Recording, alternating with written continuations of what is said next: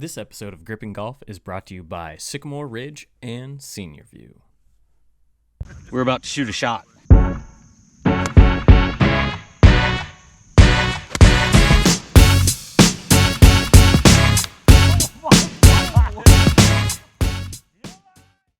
All right, welcome to another exciting episode of Gripping Golf Podcast. We got a special podcast here today. We've got Scott Moore of Garmin, the outdoor division. He's a product manager there, works on a lot of the golf products, and we're going to do some talking about one of their latest products, the R10, which is, well, Scott, actually, before we get into that, why don't you talk a little bit about your background at Garmin, your tenure there? Sure, yeah. I've been at Garmin for, I think it's like 22 years now. It's Oh, wow. been a while. I started out as a software engineer there and have worked on all kinds of products from portable aviation, outdoor handhelds for hiking, automotive products, cell phone products, like everything. But really the last 6 or 7 years I've been focused on golf products. So it's been a blast. Awesome. Yeah, and before we get too far into the episode, I probably should mention Nelson Hill is a proud sponsor of the podcast, and if you need 10% off of your order, you can go to nelsonhill.co, which is their website, and use the promo code GrippingGolf, all caps. But yeah, let's get into the R10. I'm going to turn it over to my fearless partner here, Dave Miller, with his extremely long list of questions. No, it's a good group of questions, but... we want to get to the point of getting people to understand the purpose of the R10, why it was brought out, Garmin's kind of methodology behind bringing it out and everything. So, Dave, you got some questions? Why don't you kick it off, and I'll just sit here. No, you speak as you need to speak. Ask questions. I will, yeah. I'll intervene. The general format, yeah. So you mentioned all the stuff that you did. It's all GPS related, and, of course, Garmin is known for their GPS products. What convinced you guys to go into this portable launch monitor market? Well, I mean, we're in golf particularly and everything really at Garmin. We're always looking for new opportunities. We don't just focus on GPS, even though that is definitely what we're well known for. We do a lot of radar products, actually. This is not our first radar product. We do radar in marine, aviation. Oh, yeah. We even have a bike radar for cyclists. So we have a lot of radar expertise at Garmin, and so we like to look for other markets to use our expertise in, and the launch monitor space is something that's starting to grow a lot, and so we're taking a stab at it. Yeah, it's really getting big. There's so many. Just this year, I feel like there's been several entries into it. Outside of the R10 here, and that's pretty crazy.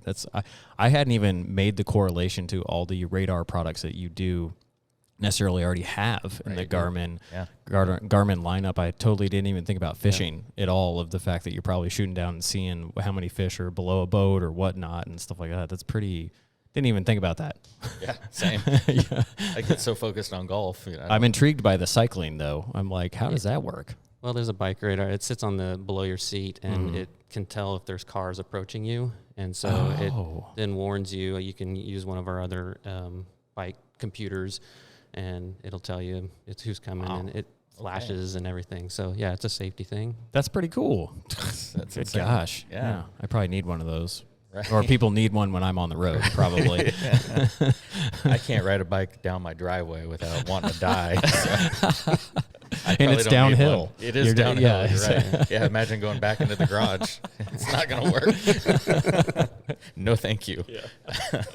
So is this then just like the next logical step after the G80 for you guys? Just kind of take that product and improve it into the R10? Absolutely. Yep. Yeah. A good point on the G80. That was really our first golf radar product, where we introduced a radar that can measure ball speed and club speed.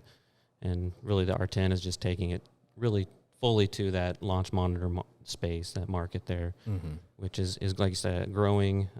Prices are coming down, making much more affordable for your average golfer, which is really what we're trying to do. Yeah. So, and just going a little off script here. So say I own a G80, why would I need to upgrade to the R10, or why should I, in your opinion? Well, it's just way more capable. The G80 is really good at measuring ball speed and club speed, and that's good for warming up. That's good if you're trying to improve your club speed. but it doesn't give you any kind of directionality of your ball flight. Mm-hmm. It doesn't give you launch angle. It doesn't give you launch direction. Nothing like that. So it has some limitations.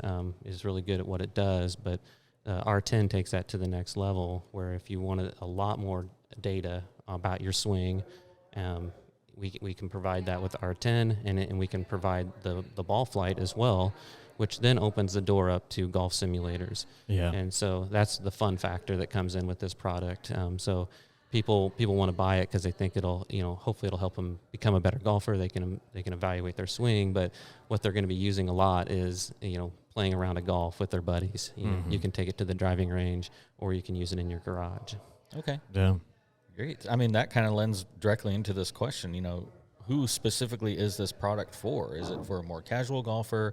Is it for somebody like Billy or myself that's going to sit on the range and just grind away and look at spin numbers and things like that?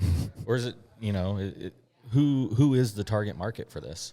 It's anybody who likes to golf and that can't afford a $30,000 launch monitor is going to want a product like this.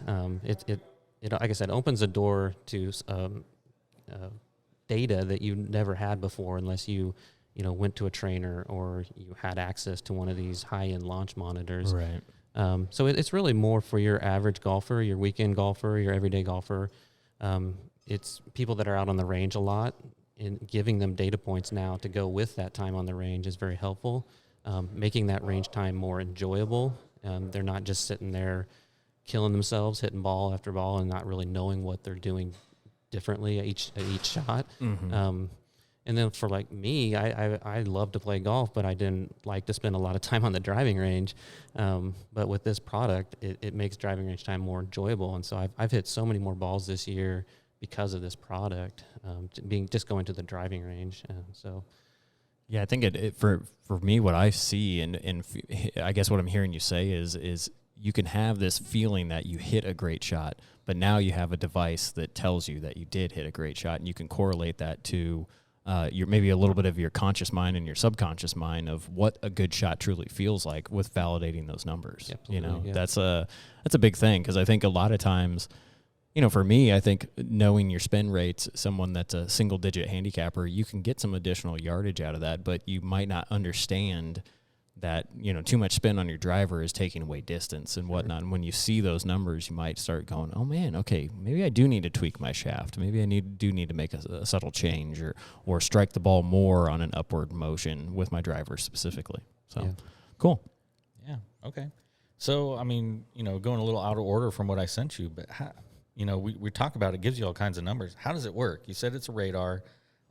What is it reading? How is it reading it? And how does it all come together on my phone all of a sudden? Well, it's really, it is just radar. It's nothing else.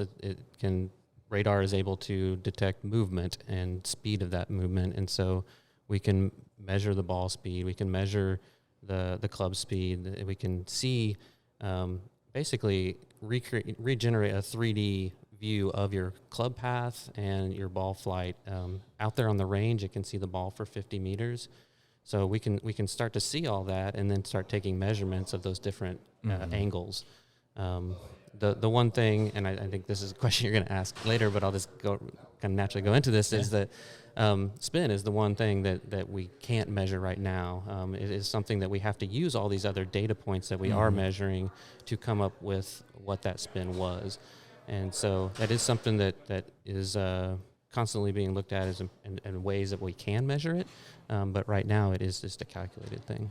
But the ball speed and the club head speed, those are 100% measured. All measured, yep, using the radar.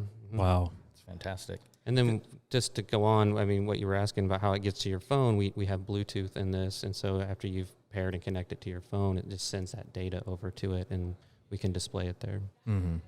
So it's pretty darn quick. Yeah. I think that's a good time to chime in of it's not like you're sitting there and waiting for these numbers to show up. It's like you make a swing, and for me, I look down and I'm like, oh, okay, that's what I get. It's pretty darn quick. Yeah. So. Yeah. Some of the older launch monitor systems out there had that problem where it would just be kind of this delayed thing. And the newer ones, and including the R10, they're just instantaneous. Yeah.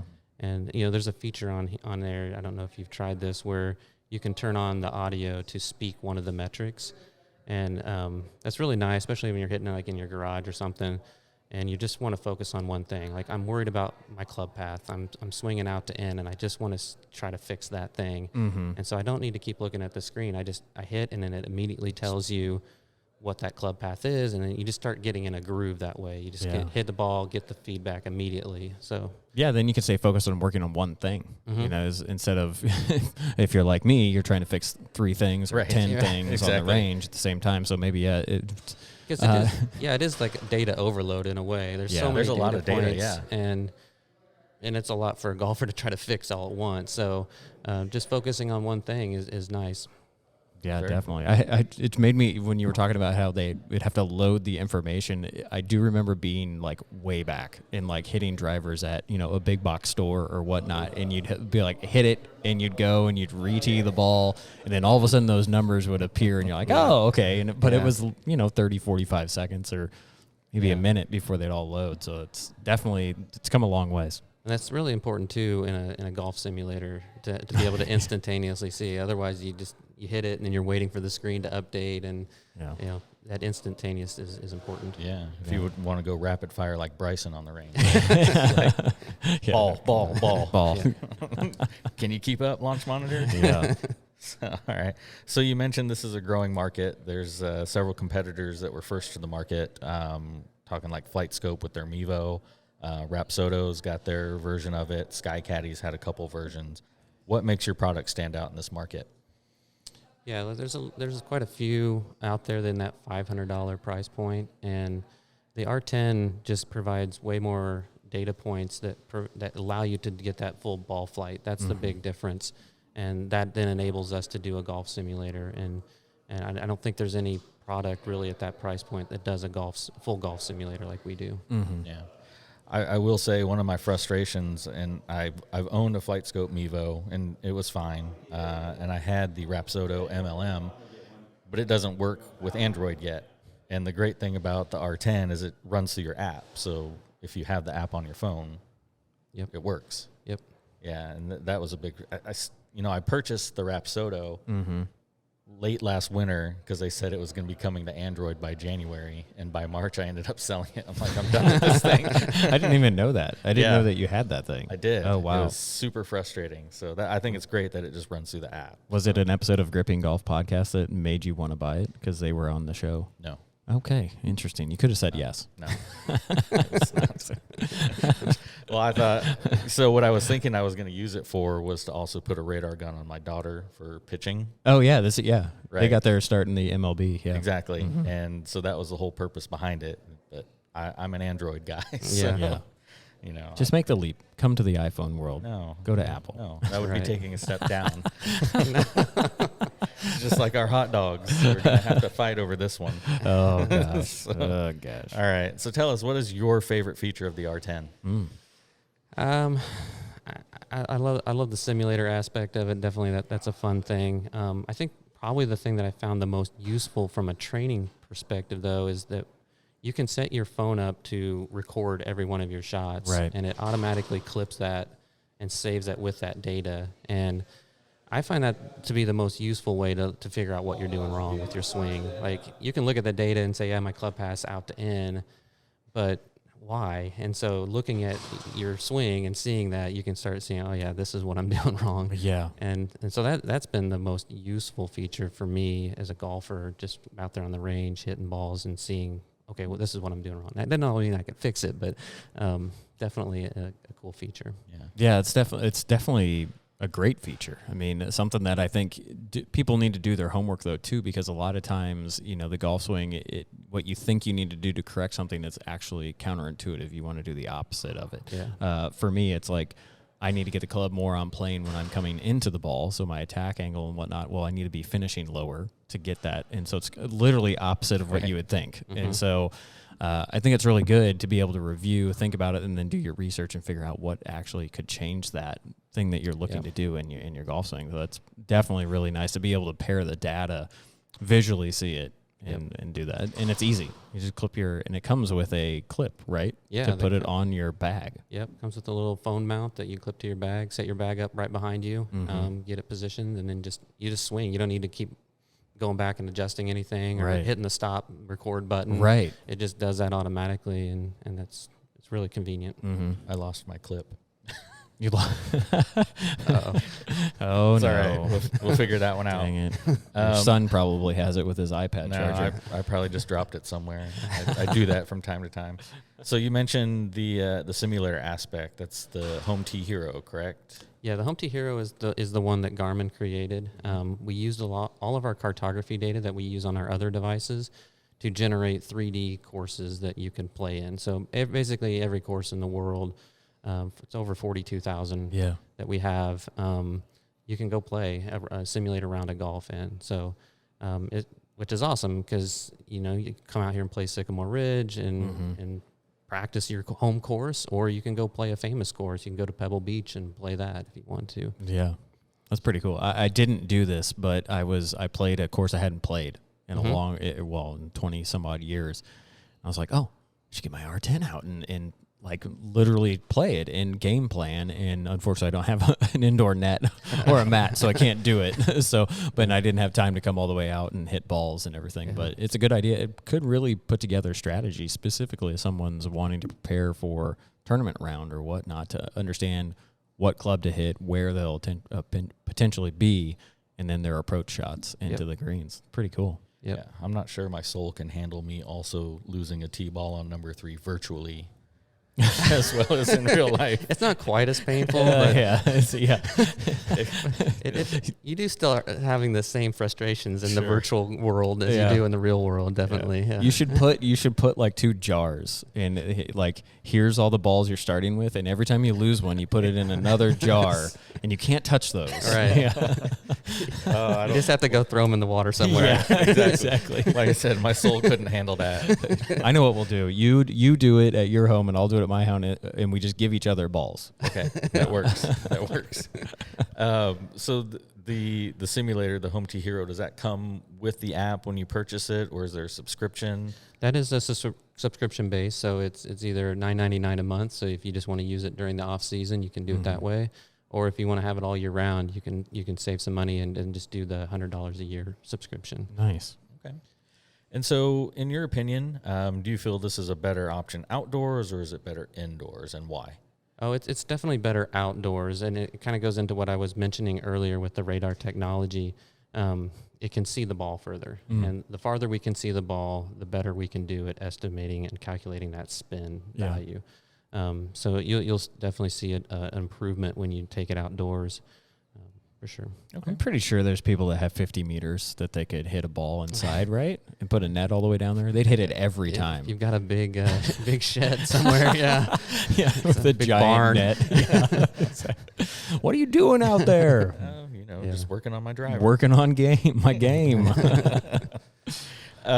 So it sounds like, just kind of looking through forums and stuff like that. And with any new product, there's going to be a few bugs people are trying to work out. So can you give everybody some tips or tricks on how to use it outdoors, indoors, and things that would make the process easier for everybody? Yeah, sure. Indoors, it definitely has some challenges because every environment's different, whether you're using it in your basement or your garage, or even if you're outside hitting it into a net, you still have some of those same challenges. Because we can't see the ball as far. And if you don't have room to move your net back, you don't have room. There's nothing you can do about that.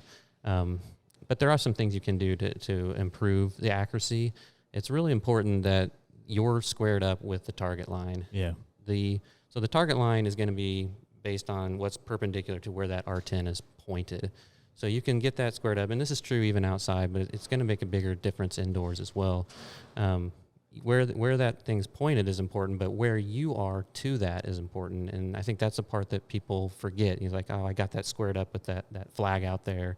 But then if you're not squared up with that target line, all those measurements are relative to that target line. Right. So the launch direction, the club face angle, the club path, all that stuff. And so what I do is I put an alignment stick down to make sure that I'm squared up with that R10, whichever direction it's pointed.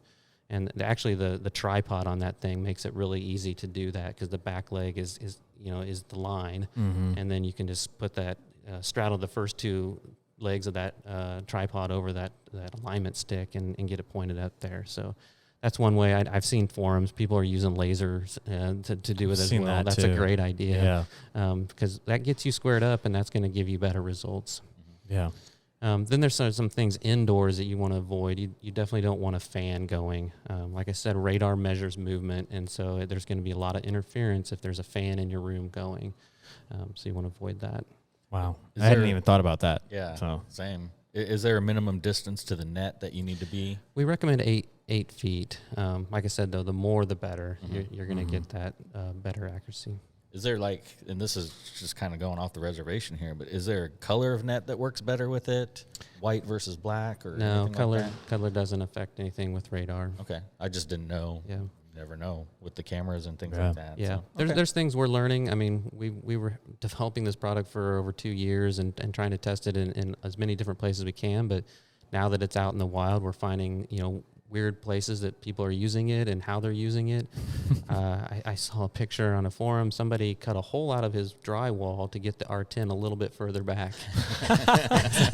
That's dedication. Yeah, exactly. So wonder how that discussion with the maybe the significant other or spouse yeah, went. exactly. Yeah. That's kind of where the thread went on that one, I think. What are you doing? Yeah. That's so great. But yeah, there's a lot we're learning, and we're constantly trying to fix those problems as well to make it better for all those environments. Sure. And are you guys running into the same thing with the chip supplies and things like that everybody else is? Yep, absolutely. Uh-huh. Good times, right? Yes. I'm sure it's helping. So everybody be patient. If you've ordered one, it's coming, right? Yeah, definitely. For sure. Yep. Excellent. All right. Well, give us one final sales pitch on the R10 versus your competitors. Why should we buy it from Garmin? Well, I think, if you want a product that's going to make your range time more useful, more effective, and more fun, like this is a product that's in a price point that's for everybody now. It's awesome. Fantastic. Scott, we can't thank you enough for coming on the show with us. Really appreciate you taking the time. And there's other episodes that we're going to be talking about the Garmin Z82 and the Garmin Approach S62. The Z82 is a rangefinder. I apologize to probably clarify that for people that are listening. And then the S62 is the wearable golf watch. Both excellent products, and we'll be talking to Scott about those as well. So if you like this episode, be sure to subscribe, leave us a review.